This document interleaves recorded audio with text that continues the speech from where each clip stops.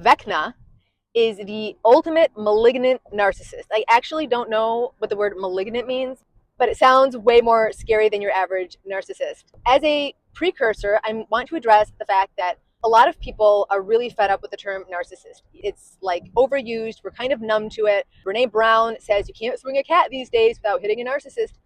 But like, what other word do you use? Spiritually immature person? If you go back to the original myth of Narcissus and Echo, narcissist simply means, do I look weird, Rachel, with that sun coming in and hitting my face? Does this look better? Now I can't. Now you're just totally dark. Oh. All right. Is this better? Yeah. Okay. Also, malignant is like the opposite of like benign. Right. Malignant's like active. Ah, I like that. That's good. You're right, because a malignant narcissist, it's not like he's like a benign person that sits in his house and doesn't hurt people. It spreads. Ooh. It's like that. Oh, yes. This is why I need you. Oh, yeah. Yes, this and other reasons. So in the original myth, Narcissus simply falls in love with himself. He can only see himself. He doesn't have any consideration or empathy for anybody else. And I'm going to make a separate video actually focusing a little bit more on Echo and what her shortcoming was, which I'll just give you a little bit of a spoiler. Echo, she was punished by Hera because she was chattering away, distracting Hera, so Hera's husband Zeus could go out philandering. And so her punishment was that because she used her gift of gab to basically perpetuate Zeus's cheating ways, her punishment was that she could only use her voice to repeat back the last thing that was said. She wasn't able to express her own thoughts, which is interesting because with narcissists in relationships, the other half usually ends up having to be an echo of the narcissist because it's very unsafe to disagree with them and express a different opinion because they feel very threatened by that and then they punish you. So it's a very fitting metaphor. But why did she agree to Zeus's order that she distract Hera so he could go out and do his dirty work, so to speak? It's understandable because Echo was of a lot lower status than he was. So if she had refused, then he could have just zapped her and killed her, much like King Ahasuerus punished Vashti when Vashti refused his request to strut around naked in front of his friends at the royal banquet. I'm like totally going into this other video that I didn't mean to go into. But long story short, Echo, if she would have had a stronger value system, she could have used her gift of gab to conceal within metaphors and analogies and hints to Hera what her husband was really doing. Hera could have put a stop to it and then she wouldn't have been punished. Okay, fine. But narcissist, the bottom line is he's just obsessed with himself. So we don't need to like get our panties in a bunch about the term narcissist. It just means somebody who only sees themselves, like a baby. Did you ever hear of an altruistic baby? No. All the baby thinks about is me, my needs. I need a bottle. I need a fresh diaper. Which a narcissist, even though they're in an adult body, they're only thinking of me. I remember I knew a narcissist once who was fixated on achieving a particular objective, and a person in a position of power said to them, finally, after being very patient, no. The answer is no.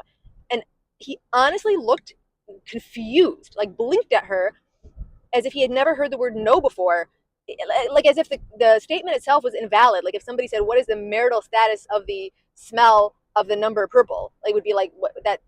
Like this just, it's nonsensical. All right. So Vecna is different as a kid. He suffers some kind of rejection trauma from his mother. They don't really go into it. He basically just says, my mother was able to see the type of person I was. And he had a very disdainful view of humanity. They're like, oh, they're just slaves to the clock. All they do is go to work and reproduce and eat. And even though, as he was going through his whole speech, I was sort of like found myself agreeing with him a little bit. I'm like, yeah, we are kind of slaves to the clock, and we just go to work and pay bills and have babies. And I'm like, no, but it's so much deeper than that. I mean, ideally, right? There is some people that their lives are very shallow, and that's really all there is to it, chopping wood and carrying water. But he's so disdainful about humanity as a whole, black and white thinking, another characteristic of narcissists, right? And he's so mean towards his parents.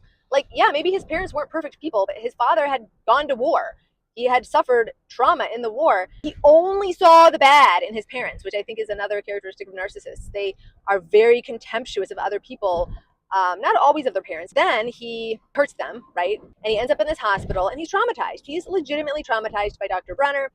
And that is a key component of narcissism. They have some kind of trauma in their background.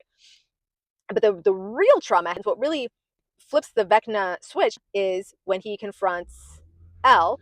And asks Elle to join him. She rejects him and ultimately catapults him into the upside down, or maybe creates the upside down through that action. Whatever the case is, that ultimate rejection, like, turned him into Vecna. Who is Vecna? Vecna is always trying to get people to join him. Misery loves company, right? Narcissists like to form this posse, or they're flying monkeys. They have a radar for people who are weak-minded, especially in season 5, where they call him a psychological serial killer, because he works his way into the minds of people who already have pre-existing trauma, so they're vulnerable.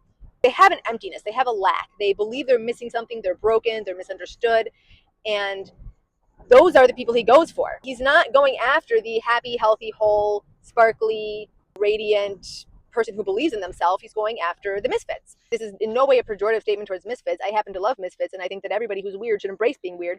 But he goes after the ones who feel like they're broken. When it comes to real life narcissistic relationships, the victim, or the other half in the relationship, the echo, so to speak, she usually also feels like she's missing something, doesn't have adequate self-esteem, and thinks that a relationship, a marriage, a family is going to make her feel whole. She has that lack, and the narcissist has also a lack, a black hole. And so even though they are, by appearance or on the surface level, diametric opposites, beneath it they both have this lack, which makes them a match in terms of frequency, because according to the law of attraction, like attracts like. So the antidote to a narcissist is to know that you're whole, which of course you are. You don't have to fix yourself. You don't have to heal yourself. You're not broken. So why else is he a narcissist? His body. You want to talk about storing trauma in your fascia, right? That is a very traumatized fascia looking at his body. His left hand is so much bigger than his right. And if you notice, when he got the tattoo of one, it was on his left arm. So his trauma is represented in his physicality. He's going after kids because kids are open, they're trusting, they're naive, they're sweet, they're innocent. I would also say that at the end of season 4, when 11 confronts him, she says, you don't have to do that. I know you were rejected, you were hurt, you were abused, Dr. Brenner was a monster. Oh, here, I'm bringing it all around. But he still goes down the wrong path. Like, imagine, what if he would have been like, oh my gosh, somebody showed me compassion, but he couldn't receive the compassion. He couldn't make a different choice. She wasn't judging him. They've actually never judged him. They've never sat around and been like, oh, he's such a jerk, he's such a total narcissist. They're just like, how can we stop him from hurting other people? Which is exactly the right attitude, by the way. I've only finished episode 2 of season 5. But he is becoming the monster that abused him. He already was obviously bad because he killed his mom, but that doesn't mean that what Dr. Brenner did to him was right. We have a thing, you can't do cruel and unusual punishment, and certainly what Dr. Brenner did to him was cruel and unusual. What did Dr. Brenner do? He collected children to use for his own selfish means, and now Vecna is collecting children for his own selfish means. So he became the monster. Like, he is not a cycle breaker. And in fact, that whole show has this recurring theme of people with trauma and how do they respond to it. Elle has so much trauma, but she just keeps on moving forward and using her powers for good, and she has friends and she cares about her friends.